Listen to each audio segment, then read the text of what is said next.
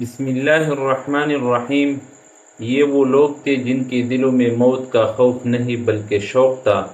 احد کی وادی میں جب تلواریں چمکی تو حضرت علی رضی اللہ عنہ جیسے شیر خدا آگے بڑھے اور عبداللہ بن جحش رضی اللہ عنہ نے اپنی دعا میں شہادت مانگی اور پا لی۔ آئیے سنتے ہیں ان دلیر صحابہ رضی اللہ عنہ کی ایمان افروز واقعات جو دنیا کو دکھا گئے کہ بہادری ایمان سے جنم لیتی ہے، طاقت سے نہیں۔ 7واں باب، بہادری، دلیری اور موت کا شوق، جس کا لازمی نتیجہ بہادری ہے کہ جب آدمی مرنے ہی کے سر ہو جائے تو پھر سب کچھ کر سکتا ہے۔ ساری بزدلی سوچ فکر زندگی ہی کے واسطے ہے، اور جب مرنے کا اشتیاق پیدا ہو جائے تو نہ مال کی محبت رہے نہ دشمن کا خوف۔ کاش مجھے بھی ان سچوں کے طفیل یہ دولت نصیب ہو جاتی۔ ابن جحش رضی اللہ عنہ اور حضرت سعد رضی اللہ عنہ کی دعا۔ حضرت عبداللہ بن جحش رضی اللہ عنہ نے غزوہ احد میں حضرت سعد بن ابی وقاص رضی اللہ عنہ سے کہا کہ اے سعد، آؤ مل کر دعا کرے۔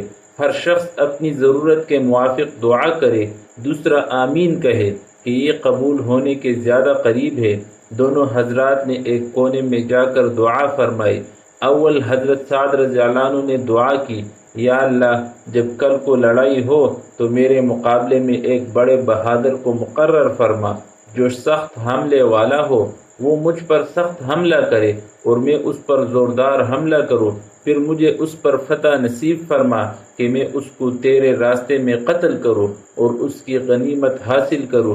حضرت عبداللہ رضی اللہ عنہ نے آمین کہی، اور اس کے بعد حضرت عبداللہ رضی اللہ عنہ نے دعا کی، اے اللہ، کل کو میدان میں ایک بہادر سے مقابلہ کرا جو سخت حملے والا ہو، میں اس پر شدت سے حملہ کروں، وہ بھی مجھ پر زور سے حملہ کرے اور پھر وہ مجھے قتل کر دے، پھر میرے ناک کان کاٹ لے، پھر قیامت میں جب تیرے حضور میں پیشی ہو تو کہے کہ عبداللہ، تیرا ناک کان کیوں کاٹے گئے؟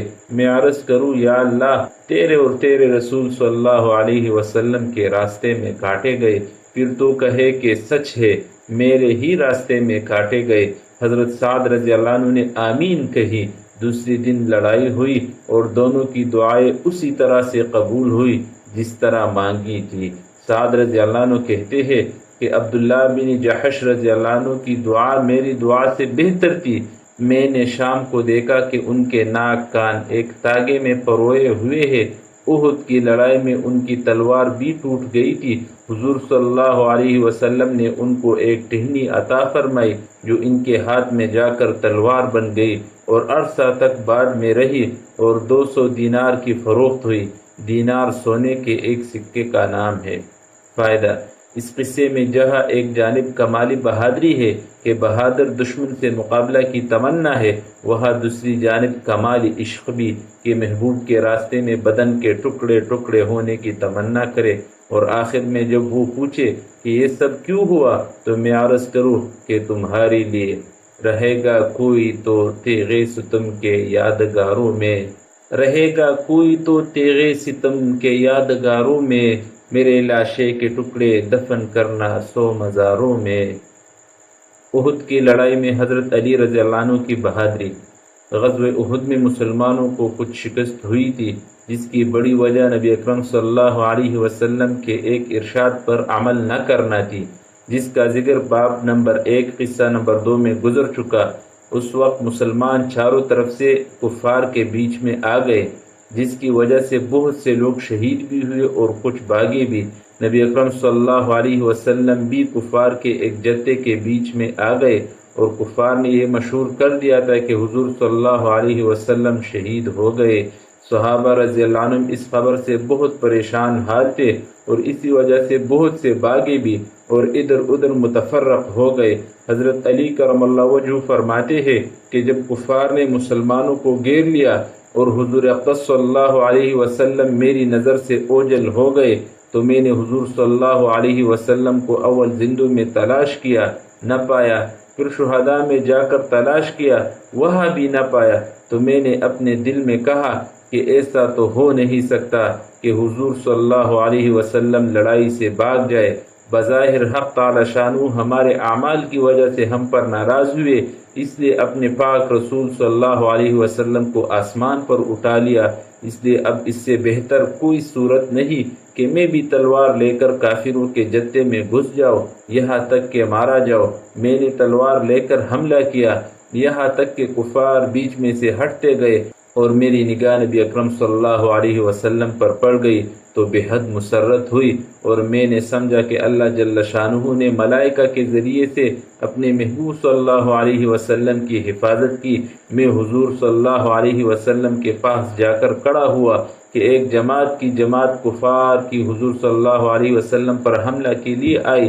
حضور صلی اللہ علیہ وسلم نے فرمایا، علی ان کو روکو۔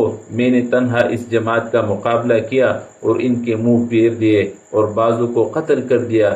اس کے بعد پھر ایک اور جماعت حضور صلی اللہ علیہ وسلم پر حملہ کی نیت سے بڑھی۔ آپ صلی اللہ علیہ وسلم نے پھر حضرت علی رضی اللہ عنہ کی طرف اشارہ فرمایا، انہوں نے پھر تنہا اس جماعت کا مقابلہ کیا۔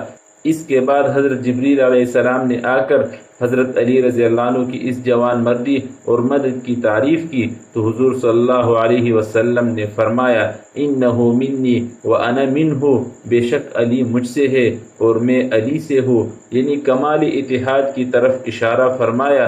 تو حضرت جبریل علیہ السلام نے عرض کیا، وانا منکما، اور میں تم دونوں سے ہوں۔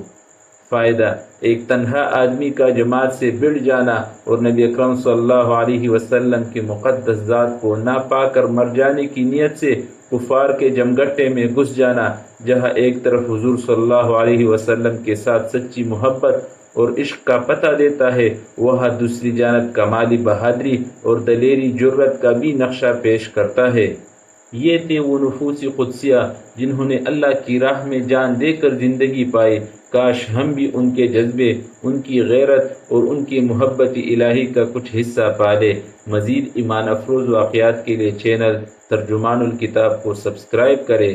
قرآن و سنت کی روشنی ہر دل تک۔ والسلام علیکم ورحمۃ اللہ وبرکاتہ۔